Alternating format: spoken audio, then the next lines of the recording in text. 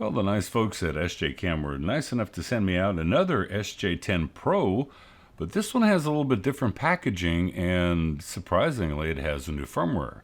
We're going to check that out, coming right up.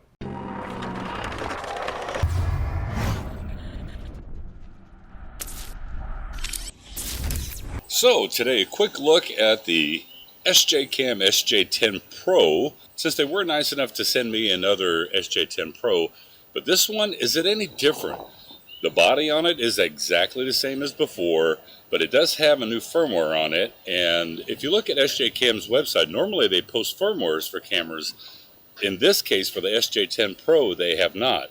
So, interesting little fact. But first off, I want to do a quick little audio test. So now, with the original firmware that came on the SJ10 Pro, and it is very windy right now, so keep that in mind. Right now, the original, 1, 2, 3, 4, 5. And now the new firmware, 1, 2, 3, 4, 5. And then we're going to just see stabilization, if there's any difference at all between the two firmwares, if one has been improved or not.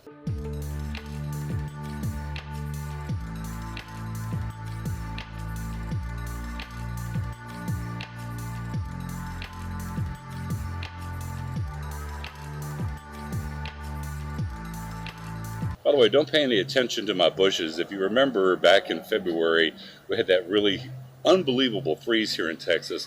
It actually killed all my hawthorn bushes. So I'm going to get that taken care of here next week. They're going to cut them all out and put new bushes in. I will say one of the first things that I notice is the field of view on the original firmware. It is wider. They're both set to wide right now, 4K 30 frames per second. And the new firmware on the camera seems to crop in the image a lot more, but maybe that's their attempt to improve stabilization.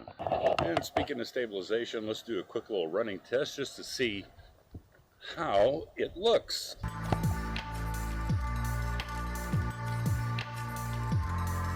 And then we'll face the other way.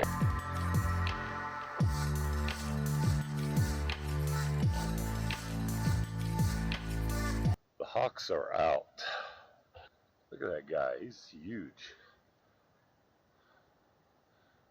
Those are the kind of hawks that can actually come down, grab your small dog, like what we have, and take off with it. Now just a quick little test.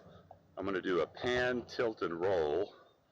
So we're just going to pan to the left, pan to the right. And now a quick little tilt up and down, and then a roll. Now we'll do a fast pan, fast tilt, fast roll. Now it's time to stick these into the computer, see if the new firmware is actually better than the other firmware. And, you know, not a bash against SJCAM, but the pricing on the SJ10 Pro, to me, is a little bit overpriced, considering that you can get the Osmo Action waterproof, unbelievable rock-steady image stabilization for $199 now. But let's stick it in the computer, see how it looks, and I'll tell you what I think. So what are my thoughts about the new firmware for the SJ10 Pro? Well, you know, I think it's only got really one thing going for it compared to the old firmware, and that is that the audio is a little bit better, although it clips very easy, so probably have to turn down the volume settings a lot more on the microphone. Other than that, the field of view is cropped in substantially compared to the old version, and even with it being cropped in, you would assume that it would give you better electronic image stabilization, but I didn't see a difference.